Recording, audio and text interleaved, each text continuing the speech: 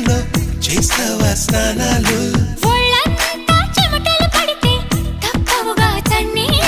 వణికించే చలికాలంలో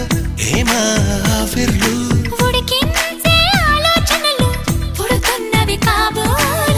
ఇంటిదిగా వేడక్కే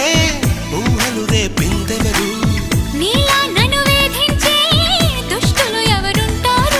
అదిగో ఆ ఊరికి చెబుతోంది నువ్వు దాచాలనుకున్నా